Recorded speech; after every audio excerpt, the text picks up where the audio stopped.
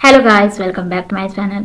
अगर आप लोग मेरे चैनल पर नए हैं तो चैनल को सब्सक्राइब कर दीजिएगा, वीडियो को लाइक जरूर कर दीजिएगा। जो लोग पपी हनी की एक्सप्लेनेशन देख रहे हैं, मैं उन्हें बताना चाहती हूँ कि मेरे एग्जाम स्टार्ट होने वाले हैं, तो शायद अभी मैं उसकी नेक्स्ट एपिसोड अपलोड ना कर पाऊँ। तो जैसे मेरे एग्जाम्स खत्म हो गए, मैं उसका नेक्स्ट एपिसोड लाजमी अपलोड करूँगी। वीडियो की तरफ चलते हैं। एपिसोड की स्टार्ट होती है, हमें दिखाते हैं नॉब पंचेस मार होता है लोम को। वैसे कहता है हम ये सब कुछ क्यों कर रहे हैं। हमें दिखाते हैं जहाँ पे लोम ने नॉब को किस किया था, तो नॉ ने ऐसे धक्का दिया था और वैसे कहा था अभी तुमने ये क्या किया है। तो आगे से लोम कहता है तुम्हें मैंने काम डाउन करने के लिए ये किया है। नॉ कहता है लेकिन फिर कहता है अच्छा ठीक है, काफी हद तक मैं काम डाउन हो चुका हूँ, लेकिन मैं ये सब कुछ नहीं भूल सकता।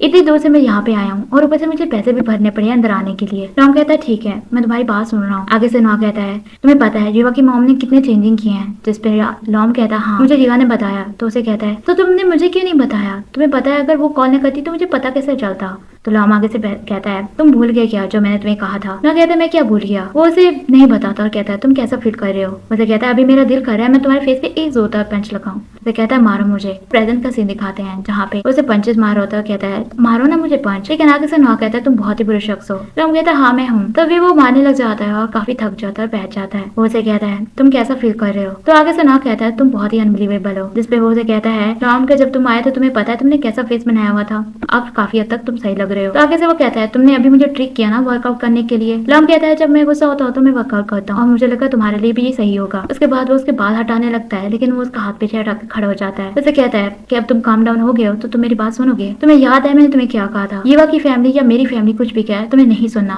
तुम्हें बस सुननी है मेरी बात। और युवा मैंने पहले भी डिसाइड कर लिया है, हमारी शादी इतनी बड़ी नहीं होगी, बस छोटी सी होगी, ज्यादा गेस्ट नहीं आएंगे और जो मैं कहूंगा तुम्हें वही सुनना है चाहे कुछ भी हो जाए। इस पे नॉ कहता है तुमने ये सब कुछ हैंडल कर लिया था, फिर तुमने मेरी कॉल क्यों नहीं पिक की। तो आगे से लॉम काफी फ्लर्टी वे में इसके करीब आते हुए कहता है अगर मैं तुम्हारी कॉल पिक कर लेता तो तुम्हें मैं आज देख पाता यहाँ पे। और वो उसे पीछे हटता है कहता है कि लॉम अब तुम क्या चाहते हो। जिस पे वो कहता है मैं तुम्हारे फेस पे पंच मारना चाहता हूँ। वो हाथ आगे करता है तो उस पे पंच मारता है तो उसे आगे से पकड़ लेता है। वहां से वो चला जाता है तो वो अपने हाथ को टच करता है और फिर अपने लिप्स को टच करता है। लॉम उसे छोड़ने के लिए जाता है जहाँ पे वो उसे कहता है तुम अभी भी मुझसे गुस्सा हो क्या। लेकिन आगे से वो कहता है आप क्या मजाक कर रहे हैं, मैं भला आपसे क्यों गुस्सा होऊंगा, मेरे पास तो कोई रीजन भी नहीं है और मैं वही करूंगा जो अब आप कहेंगे। जिस पे वो कहता है थैंक यू आज के लिए। ना कहता है तुम मुझे थैंक यू क्या कह रहे हो, थैंक यू तो मुझे बोलना चाहिए मुझे घर छोड़ने के लिए। और वहां से वो जाने लगता है, लेकिन लॉम उसे रोकता है और कहता है मैं सच में तुम्हें थैंक यू कहना चाहता हूँ। और वो आगे से कहता है मेरा क्लाइंट मुझे थैंक यू क्यों बोलेगा। लेकिन आगे से वो कहता है लॉम क्लाइंट के तौर पे नहीं, लॉम के तौर पे मैं तुम्हें थैंक यू बोलना चाहता हूँ, इतना सब कुछ करने के लिए, मेरी वेडिंग के लिए। जिसपे उसे कहता है अब तुम मुझे शाय फील करा रहे हो। और वहां से जाते हुए से कहता है घर सेफली जाना। लेकिन वो उसके पीछे आ जाता है और कहता है मैं तुम्हें कुछ बताना चाहता हूँ, तुमने कहा था ना मुझे कुछ पसंद हो तो मैं तुम्हें बताऊँ जिससे तुम्हें आइडिया मिले, अब मैं वो डिस्कस करना चाहता हूँ। और वो जाते हैं वेक बोर्डिंग के लिए जहाँ पे नॉ कहता है आपने तो मुझे कहा था कि आप कुछ इंपॉर्टेंट डिस्कस करना चाहते हैं, तो आप मुझे यहाँ पे क्यों लेके आए हैं। तो आगे से लॉम कहता है ये वो चीज है जो मैं एंजॉय करता हूँ। तो आगे से नॉ कहता है तो इससे मेरे से क्या लेना देना है। लॉम कहता है तुमने कहा था अगर मैं तुम्हें थोड़ा सा बताऊंगा तो तुम्हें आइडिया मिल जाएगा। नॉ कहता है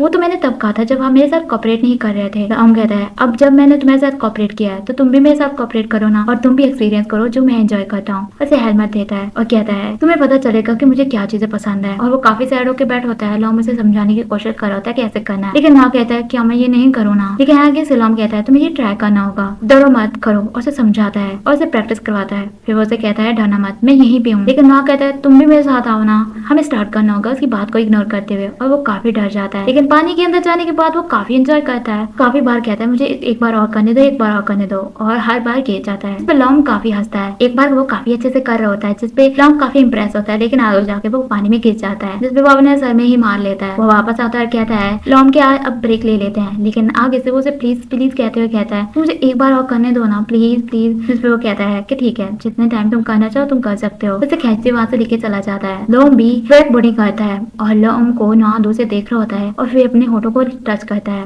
वो दोनों बैठे होते हैं जहाँ पे लॉम उससे पूछता है तुम्हें कैसा लग रहा है, अच्छा लगा क्या। जिस पे ना कहता हाँ मुझे बहुत अच्छा लगा, लेकिन अगर मुझे तुम बताते तो मुझे ज्यादा अच्छा लगता। इस तरह से टिक मुझे न करते। तो आगे से सॉरी बोलता है, कहता है तुम मुझसे गुस्सा हो क्या। तो वो कहता है नहीं, और वो ऐसे अजीब सा फेस बना के बैठा होता है। तो ना कहता है तुम इस तरह से फेस मत बनाया करो मिस्टर लॉम। और कहता है किस तरह का फेस। ना कहता है इसी तरह का। लॉम कहता है अब तो मुझे अच्छा फील हो रहा है मेरे फेस पे, क्योंकि ये तुम्हारी वीकनेस है ना। है ना, तुम सच में बहुत अनबिलीवेबल हो, हर वक्त मुझे टीज करते रहते हो। उसकी तारीफ करता है कि तुम वेक बॉडी में बहुत ही अच्छे हो और उसे करके दिखा रहा होता है कि तुमने इस तरह से किया था। उसको कमर से पकड़ता है और उसे समझाने की कोशिश कर रहा होता है, जिसपे उसकी तरफ हैरान होकर देख रहा होता है। लॉन्ग कहता है तुम ये सब कुछ याद रखना जो अभी मैंने तुम्हें सिखाया है, जैसे आज का दिन तुम याद रखोगे मेरे साथ, है ना। और उसके काफी करीब आके इसकी तरफ देखता है और कहता है ऑरेंज। फिर उससे पूछता है कि तुम्हारा फेवरेट कलर कौन सा है। उसे बताता है कि मैं अपने फ्रेंड के साथ गया था जहाँ पे ऐसे ही सूरज डूब रहा था और उसके आसपास ऑरेंज लाइट थी और वो मुझे बता रही थी कि ये उसके लिए फ्रीडम है। और मुझे पता चला कि मुझे भी अपने लिए फ्रीडम ढूंढनी होगी, कोई भी मुझे रोक ना पाए जो कुछ मैं करूँ। इसलिए मुझे ऑरेंज बहुत पसंद है। अगर तुम मेरी शादी में कुछ प्लान करना चाहो तो ऑरेंज में ही करना। वो बैठे रहते हैं जहाँ पे ना कहता है अब मुझे आइडिया मिलने लग गए हैं काम के लिए, लेकिन आप मुझे फोन पे भी तो बता सकते थे। लेकिन ना कहता है लेकिन मेरे पास कोई एक्सक्यूज नहीं होता तुम्हें बुलाने के लिए। ना कहता है फाइनली तुमने एक्सेप्ट कर लिया कि तुमने मुझे ट्रिक किया था यहाँ पे बुलाने के लिए। जिस पे वो हंसता है और उसे कहता है क्या तुम्हारे फ्रेंड्स नहीं है जिसकी वजह से तुमने मुझे यहाँ पे बुलाया है। लॉन्ग कहता है तुमने सही कहा कि मैंने तुम्हें ट्रिक किया यहाँ पे, और मान जाता है। और दिल में कहता है इसलिए मैंने तुम्हें ट्रिक किया कि मैं तुम्हारे साथ डेट करना चाहता था। और वो खाना खाने जाते हैं। उसके बाद वो बैठे रहते हैं जहाँ पे नॉम कहता है कि थोड़ा सही से खाओ, तुम बिल्कुल अजीब से तरीके से खा रहे हो। पर आगे से ना कहता है तुम कितने रूड हो, इस तरह से किसी को कैसे कह सकते हो तुम। लॉम उसे कहता है अच्छा ठीक है अब खाना खाओ। ना उसे कहता है तुम सच में अपने दिमाग से आउट हो चुके हो। और लॉम दिल में कहता है शायद सही कहा तुमने। वो दोनों खाना खा रहे होते हैं। लॉम कहता है कि तुम्हारे दिमाग में कुछ चल रहा है तो तुम उसे पूछ सकते हो। तो आगे से ना कहता है शायद ये सही नहीं होगा लेकिन मैं तुमसे कुछ पूछना चाहता हूँ, क्या तुम शादी की जबरदस्ती तुमसे करवाई जा रही है। लेकिन आगे से वो कहता है तुम्हें ये किस चीज ने मजबूर किया सोचने पे। और वो कहता है दिल में क्या चीज जो तुम मेरे साथ करते हो। ना कहता है अगर तुम आंसर नहीं देना चाहते तो तुम मत दो। लॉम दिल में कहता है क्या मैं इसे सच्चाई बता दूं। लेकिन वो उसे कहता है कि ये वो और मेरे दरमियान तुम्हें कुछ सही नहीं लग रहा होगा, लेकिन ये कोई बात नहीं है, हम लोग शादी के लिए फोर्स नहीं किए जा रहे, बल्कि मैं तो सिर्फ रीवा से ही शादी करना चाहता हूँ। और दिल में कहता है तुमने सब कुछ गड़बड़ कर दिया लोम। जिसपे नोआ कहता है मैं भी कितना बेवकूफ हूँ ना इस तरह का सवाल पूछ रहा हूँ तुमसे। हाँ भला ऐसे कैसे पॉसिबल हो सकता है, तुम लोग तो शादी करने वाले हो। और दोनों के दरमियान काफी ऑकवर्डनेस आ जाती है जिसपे लोम से सॉरी बोलता है। नोआ कहता है तुम सॉरी क्यों बोल रहे हो, सॉरी तो मुझे बोलना चाहिए इस तरह के अजीब क्वेश्चन करने के लिए। लेकिन लोम कहता है मैं सॉरी बोलना चाहता हूँ हर चीज के लिए। और दोनों पहले काफी करीब बैठे होते हैं लेकिन इसके बाद काफी दूर हो जाते हैं। हमें दिखाते हैं नोआ जो कि काफी सैड होकर ऑफिस आता है और ये बात इम नोटिस करती है। इसके पास आती है उसके सर में मारती है और कहती है तुम ऑफिस में बैठ के खा रहे हो। लेकिन नोआ कहता है कि तुम मुझे मारती हो इसके लिए मुझे कोई प्रॉब्लम नहीं, लेकिन मेरे खाने की चीजों को खराब मत किया करो। वो उसके सारी चीजें उठाकर ड्रॉर में रख के उसको लॉक लगा लेती है और अपनी पर्सनल जगह पे की रख लेती है। और उसे कहती है अब तुम नहीं खा पाओगे। और उसे पूछती है तुम इस तरह से क्यों बिहेव कर रहे हो। आगे से वो कहता है मुझे भूख लगी है, तुम्हें दिखता नहीं है क्या। लेकिन इम कहती है टॉपिक चेंज मत करो, बताओ क्या बात है, तुम काफी दिनों से ऐसे रिएक्ट कर रहे हो। नोआ कोई जवाब नहीं देता और उसे टेम्पलेट देता है नोआ की वेडिंग की। और इम कहती है तुमने अभी तक उन्हें भेजी नहीं है, चाहो उन्हें भेजो। उसे कहता है मेरी एक अपॉइंटमेंट है उसके बाद मैं उसे दे दूंगा। और इसके टेम्पलेट को देखने लग जाता है जहाँ पे वो इनसे कहता है तुम्हें क्या लगता है किसी के ऊपर क्रश होना क्या बुरी बात है अगर वो पहले किसी और का हो। इस पे इम कहती है नहीं, लेकिन